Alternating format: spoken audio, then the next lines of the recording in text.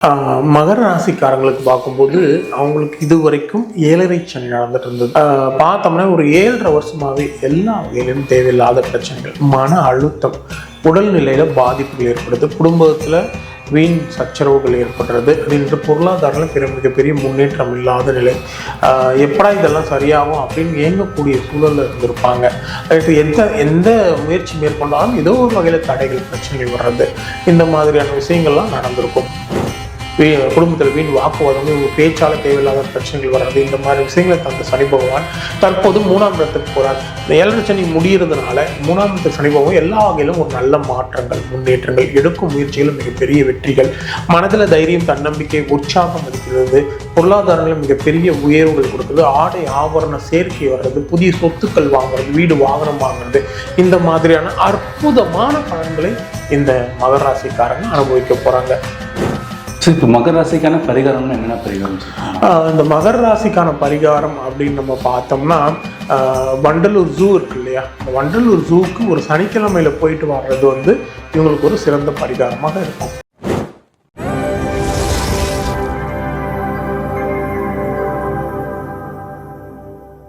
மகர ராசிக்காரங்களுக்கு பார்க்கும்போது அவங்களுக்கு இது வரைக்கும் 7.5 சனி நடந்துட்டு இருந்தது.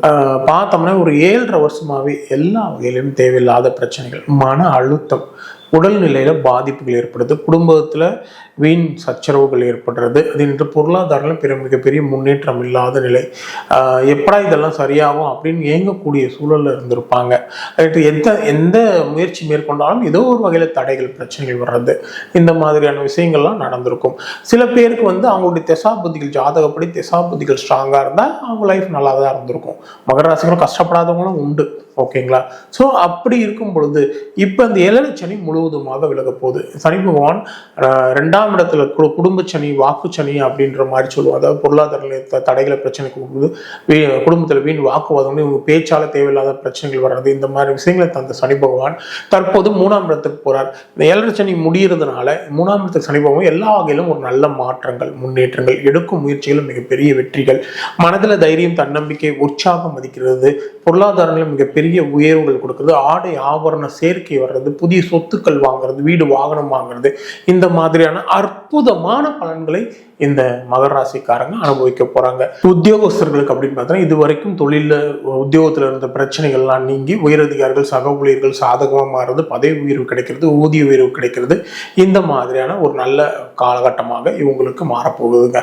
அதே நேரத்தில் மாணவர்களுக்கு அப்படின்னு பார்க்கும்போது கல்வியில் இதுவரை இந்த தடைகள் எல்லாம் நீங்க உடல் ஆரோக்கியம் மேம்படும், நல்ல ஆசிரியர்கள் கிடைப்பாங்க, பெற்றோர் அறிவுரை இவங்களுக்கு நல்ல விதமாக அமையும், எல்லா வகையிலுமே ஒரு நல்ல மாற்றம், நல்ல மதிப்பெண் எடுக்கிறது, விளையாட்டுத்துறையில சாதிக்கிறது, பள்ளியில பிரபலம் ஆகிறது, இந்த மாதிரியான ஒரு நல்ல காலகட்டமாக இவங்களுக்கு அமைய போகுது. அதே நேரத்தில் கலைத்துறையினருக்கு அப்படின்னு பார்க்கும்போது கலைத்துறையில் இருக்கிறவங்களுக்கு புதிய வாய்ப்புகள் தேடி வர்றது, இவங்க இருக்கிற வாய்ப்பை சரியா பயன்படுத்தி அதன் மூலம் மக்களிடையே பிரபலம் ஆகிறது, சம்பள விகிதம் உயர்றது, இது மாதிரி ஒரு அற்புதமான காலகட்டமாக இருக்குங்க.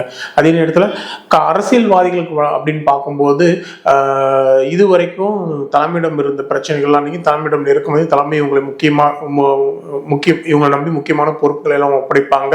அதே நேரத்தில் மக்களிடையே பிரபலம் ஆகிறது, எலெக்ஷன் போன்ற விஷயங்களை ஜெயிக்கிறது, இந்த மாதிரி ஒரு அற்புதமான காலகட்டமா இந்த மகர ராசிக்காரர்கள், அரசியல்வாதிகளுக்கு இருக்க போகுது.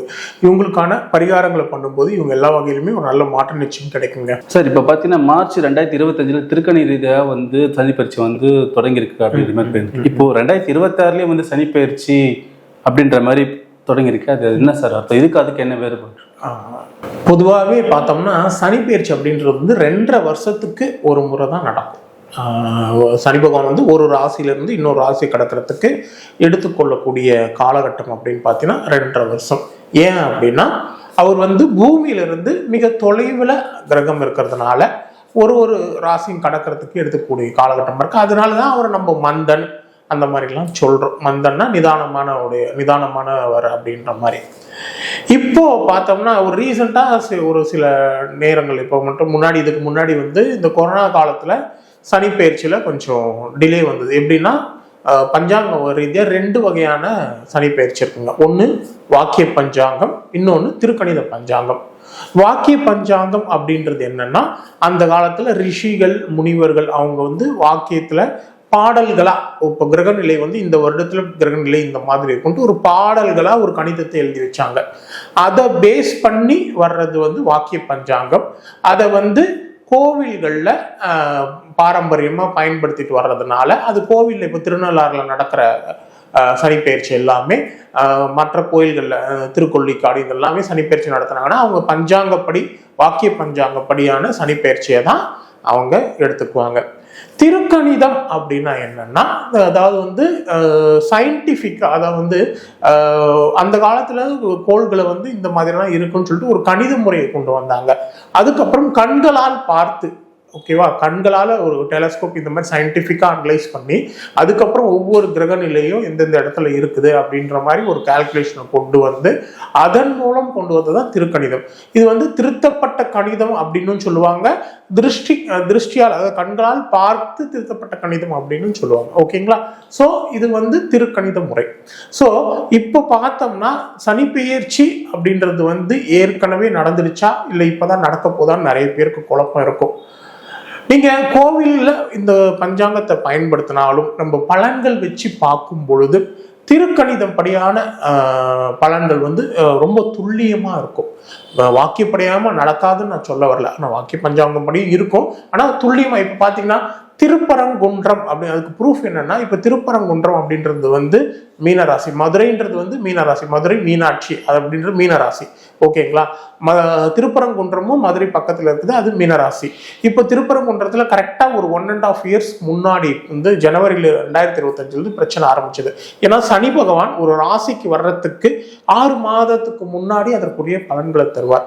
அதன்படி பார்க்கும் பொழுது மார்ச் மாதம் சனி பெயர்ச்சி, ஆனால் ஜனவரி மாசத்துல இருந்தே திருப்பரங்குன்றம் பிரச்சனை அதிகமாகி அதன் மூலம் சில பிரச்சனைகள் ஓடிட்டு இருக்கு. அப்போ சனி அங்க வந்துட்டதுனாலதான் திருப்பரங்குன்றத்துல அந்த பிரச்சனை உருவாச்சு.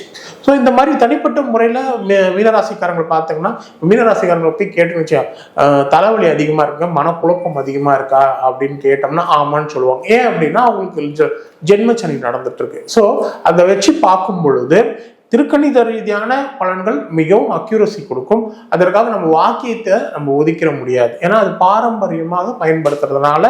இப்போ நடக்கிற சனிப்பெயர்ச்சி வந்து திருநள்ளாறுல நடக்கிற சனிப்பெயர்ச்சி இந்த வருடம் மார்ச் மாதம் 6ஆம் தேதி நடக்குதுங்க. இது வந்து வாக்கிய ரீதியான சனிப்பெயர்ச்சி.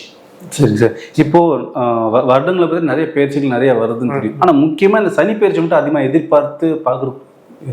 அதாவது ஆக்சுவலி வந்து ஒவ்வொரு கிரக பெயர்ச்சியும் எதிர்பார்ப்புகள் உண்டு. எப்படின்னு பார்த்தோம்னா சனி பெயர்ச்சி, குரு பெயர்ச்சி, ராகு கேது பெயர்ச்சி, இந்த கிரகங்களுடைய பெயர்ச்சிகள் மட்டும்தான் மிகவும் தெளிவான, அதாவது வந்து எல்லாரையும் எதிர்பார்க்கக்கூடியது. ஏன் அப்படின்னா அது சில மாற்றங்களை ஏற்படுத்தி அந்த மாற்றங்களை நல்லா உணர முடியும். மற்ற பெயர்ச்சிகள் இந்த சூரியன், சந்திரன், செவ்வாய் இதனுடைய பெயர்ச்சி காலகட்டம்லாம் இப்போ சந்திரன்லாம் ஒரு 2.25 நாளுக்கு ஒரு ராசி மாறும், சூரியன் மாதத்துக்கு ஒரு முறை. ஸோ இந்த மாதிரிலாம் பண்ணும் பொழுது அதில் வந்து பெரிய அளவு மாற்றங்களை நார்மல் வாழ்க்கையில நம்ம அனுபவிக்க முடியாது. ஆனால் நம்ம ராசி பலன்களை சந்திரன் வச்சு டெய்லி ராசி பலன் எழுதும் போதும் அக்யூரசி வரும். பட் வந்து அதிகமாக எதிர்பார்க்கக்கூடியது அப்படின்னு பார்த்தோன்னா இந்த பயிற்சிகள் தான்.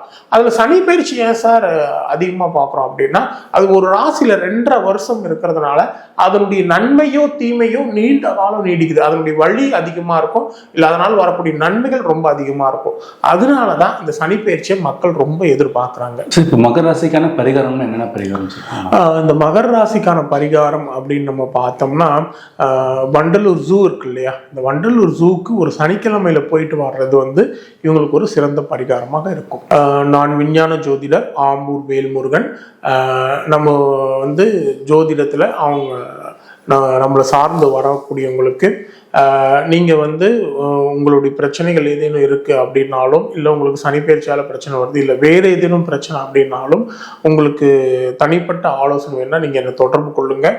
உங்கள் ஜாதகத்தை பார்த்து உங்கள் ஜாதகத்தில் உங்களுக்கு இருக்கிற பிரச்சனைகளுக்கு சரியான பரிகாரங்களும் மற்றும் உங்களுக்கு தேவையான உங்கள் வாழ்க்கையில மிகப்பெரிய வெற்றிகளை அடையிறதுக்கு உங்களுக்கு அதிர்ஷ்ட ரத்தினங்கள் இது போன்ற ஆலோசனைகள் வேணும்னாலும் நீங்கள் என்னை தொடர்பு கொள்ளுங்கள். உங்களுக்கு அனைத்தும் வகையிலையும் உங்களுக்கு நன்மைகள் செய்து தரப்படும். அதே நேரத்தில் பரிகாரங்கள் துல்லியமான பரிகாரங்கள் உங்கள் ஜாதகத்துக்கு ஒரு விஷயத்துக்காக நம்ம காண்டாக்ட் பண்ணும்போது அதுக்கான பிரச்சனை என்ன, அதுக்கு என்ன மாதிரியான பரிகாரங்கள் அப்படின்றது வந்து மிகவும் அந்த பரிகாரம் துல்லியமான பரிகாரம். அதன் மூலம் உங்களுடைய பிரச்சனைகள் நிச்சயம் தீர்க்கப்படும்.